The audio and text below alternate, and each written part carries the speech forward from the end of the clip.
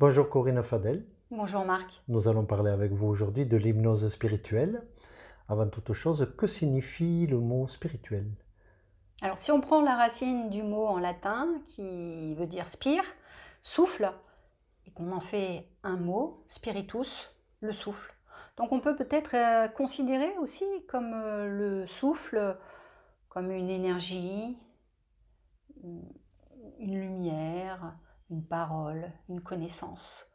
On pourrait l'associer un petit peu comme ça. Alors qu'entend-on lorsque l'on parle de faire une hypnose spirituelle? On parle de vie antérieure, vie entre les vies, contrat d'âme, libération des esprits, hypnose quantique, au-delà, au niveau de l'espace, des dimensions.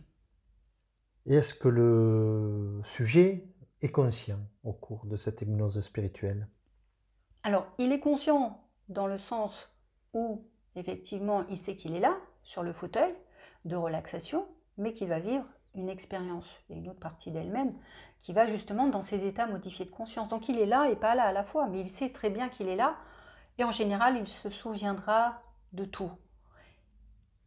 Il se peut que des personnes ne se souviennent pas de tout, mais de toute façon, la séance est enregistrée et donc la personne pourra la réécouter parce qu'effectivement, il est possible que d'autres, son moi supérieur, on va dire, lui parle, cette partie supérieure de la conscience lui donne certaines informations. Effectivement, il se peut que la personne ne se souvienne pas de tout, mais il est conscient de tout ce processus-là. Alors dans la continuité de cette réponse, est-ce que tout le monde est prêt à expérimenter une hypnose spirituelle? Alors parfois il faut des préparations. Parce que la personne suit un processus logique d'évolution. Et donc tout le monde peut-être n'est pas prêt à vivre cette expérience parce qu'il y a d'autres choses, on va dire, à travailler et à libérer peut-être au niveau de sa vie présente.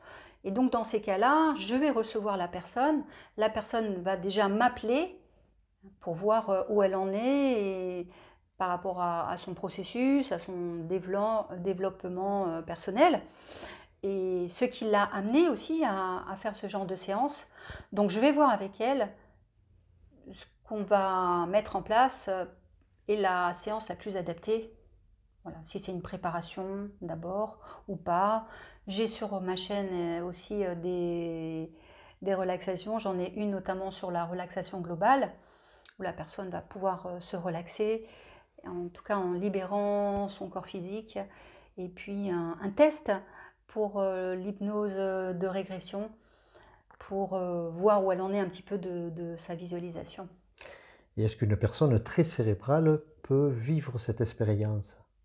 Oui, tout à fait. J'ai des personnes qui sont des métiers très cérébraux et que ça passe, ingénieur informatique, communication, etc. Ou même des personnes tout simplement qui pensent tout le temps et qui sont tout le temps oui, dans cette phase gamma, on va dire des fréquences hautes, Dont on a qu'on a déjà vu, parlé, dont tout on à a déjà fait. Oui, parlé, tout oui, à oui, fait. oui. Et donc, le fait de parler avec elle, que ce processus de relaxation, de détente, de phase hypnotique, puis de la mettre en confiance, le processus se fait comme tout un chacun. Comment expliquez-vous les phases de la séance? Alors, la personne m'appelle d'abord dans un premier temps pour prendre un rendez-vous. Je ne fais pas de rendez-vous, par exemple, sur Internet. Des rendez-vous en ligne comme certains thérapeutes en fonction Oui, de ce qu'ils proposent. Vous oui, préférez avoir la personne tout à fait. directement pour Oui, pouvoir, je suppose, échanger et tout à adapter. fait, parce que je fais différentes hypnoses. Je fais l'hypnose ericksonienne, qui dure entre 1 heure et 1 heure et demie, l'hypnose symbolique et l'hypnose spirituelle. Et donc forcément, déjà au niveau de la durée, ce n'est pas le même temps. Et puis, il est important de savoir où en est la personne.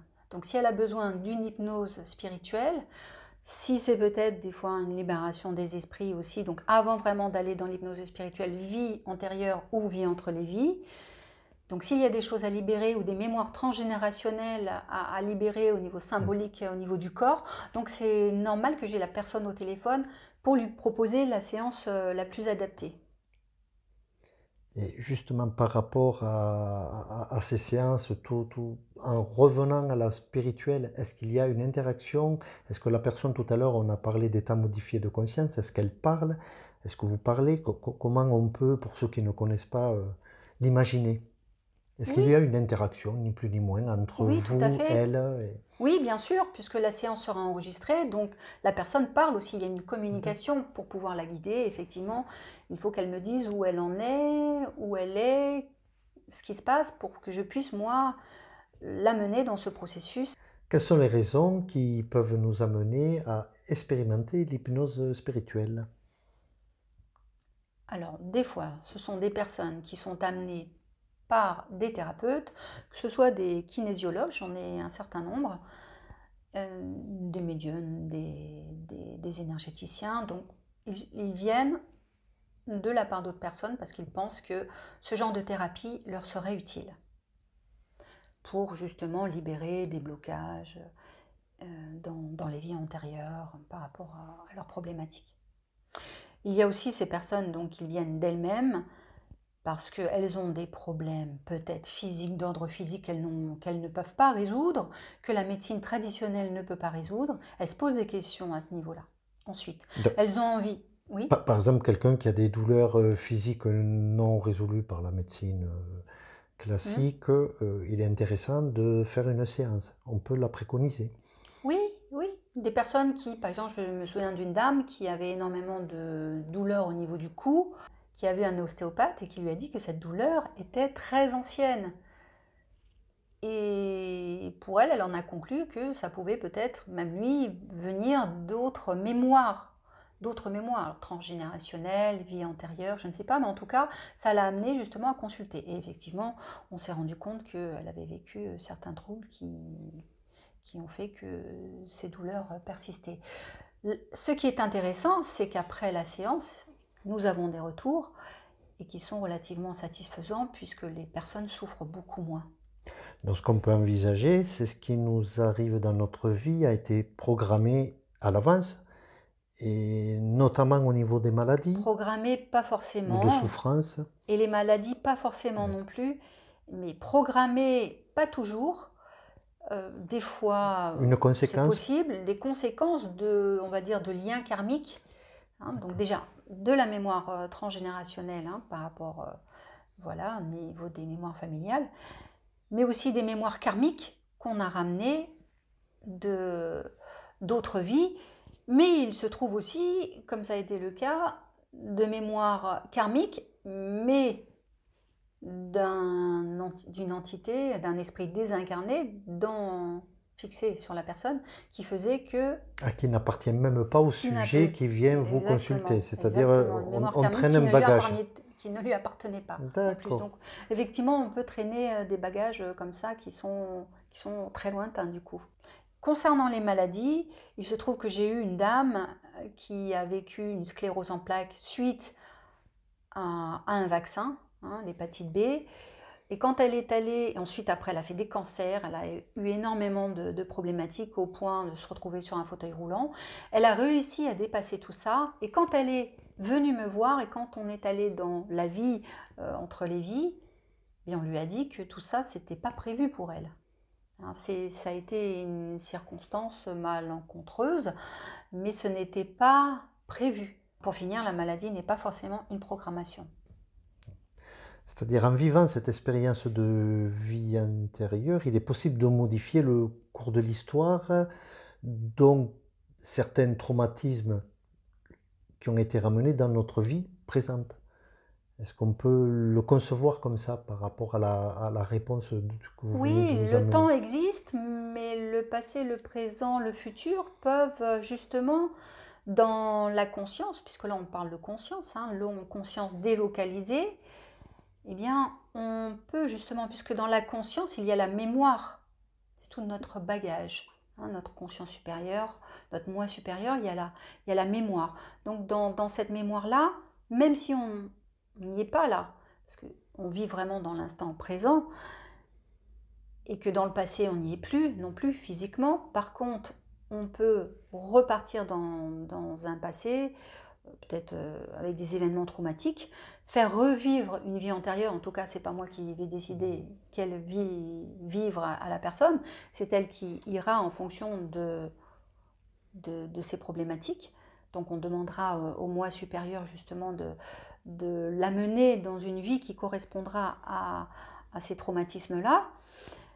Et ensuite, à partir de là, on peut à un moment donné choisir, quand elle fait un reset, quand elle fait une vie antérieure, faire un reset, on va dire, et repartir avant que la situation traumatique arrive.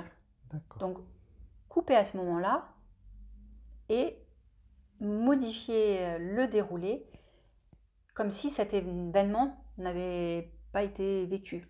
Donc, en fait, ce qui se passe, c'est qu'elle revient avant l'événement traumatique et elle fait un redéroulé et la personne vit complètement, elle nous raconte ce qui se passe. Tout se passe bien, donc elle revient en fait avec tout ça. Donc la mémoire, on va dire, ouais, c'est une remise à jour. C'est presque, même si on peut enlever des mémoires karmiques. Dans le quantique, le temps n'existe pas, mais c'est presque un voyage dans le temps. On revient pour effacer. Donc, c'est-à-dire rien n'est définitif, on peut se donner les moyens de modifier une situation présente dans la mesure où la conscience et l'éveil le permet. Oui, c'est ça. C'est que on peut dire qu'on vit dans l'illusion quelque part. Donc ça veut dire une que pièce de théâtre, comme diraient d'autres. Oui, ça veut dire qu'on peut vraiment modifier la conscience. Vraiment, c'est une intelligence. Donc c'est une mémoire. La mémoire, elle est malléable. On peut la bouger, on peut la modifier. Le fait de repartir comme ça dans le passé et de repartir avant que cela ne se produise, eh bien la personne va refaire son déroulé. Ce qui est intéressant, c'est qu'ensuite, dans les retours, quelques semaines plus tard, la personne, eh bien, elle a complètement changé. Elle ne garde que ce qui est bon pour elle et elle balaye un peu tout ce traumatisme comme s'il n'avait jamais existé. C'est là, mais vraiment plus là. C'est là et sans être là, vraiment. C'est beaucoup moins intense, c'est beaucoup moins... Voilà, c'est loin, c'est plus subi. C'est plus subi parce qu'elle a changé, on va dire, le cours des choses. Et pourtant, c'était dans le passé. Peut-on vivre plusieurs séances d'hypnose spirituelle? Oui, autant de fois que nécessaire si la personne a besoin d'aller explorer son passé, ses vies antérieures, ses mémoires transgénérationnelles, c'est possible, de contacter des guides ou de travailler sur des contrats d'âme, c'est possible, oui. Et une question plus terre à terre, est-ce qu'il est préférable de se faire accompagner après une séance d'hypnose spirituelle ou est-ce que la personne peut de façon tout à fait autonome rentrer avec sa voiture? Les deux, ça dépend.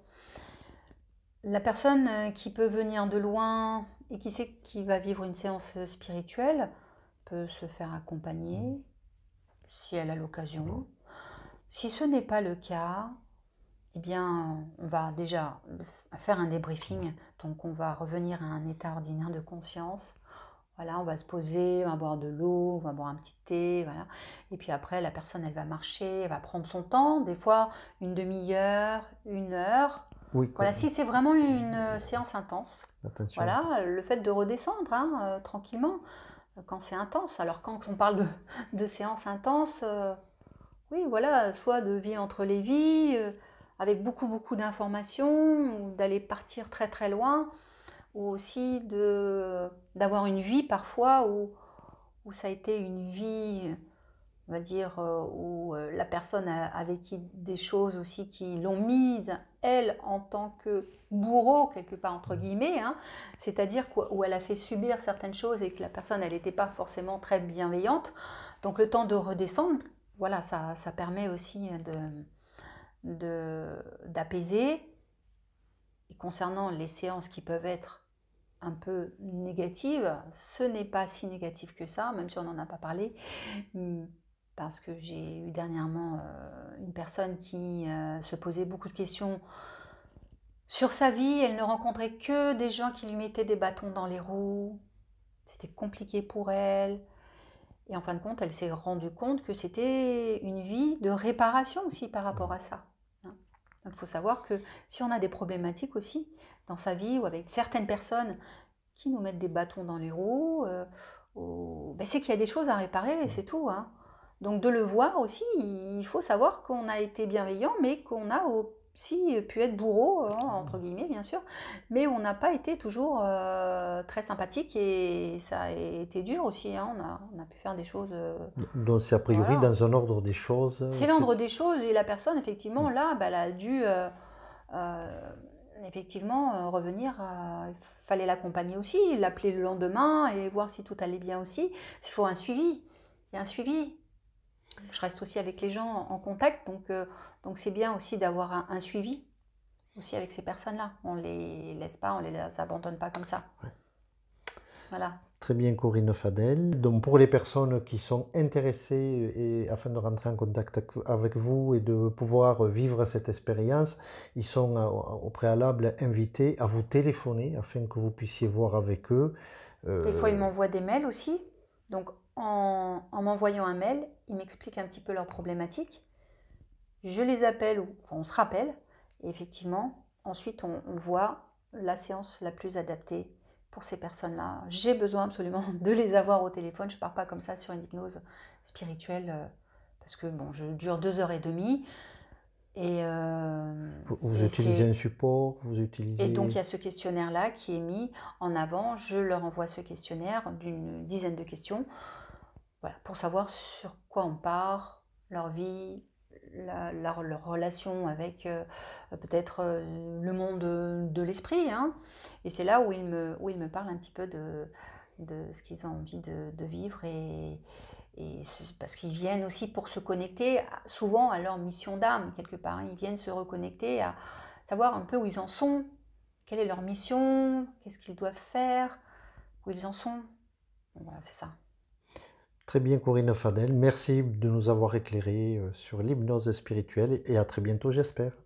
Merci Marc, à bientôt, au revoir.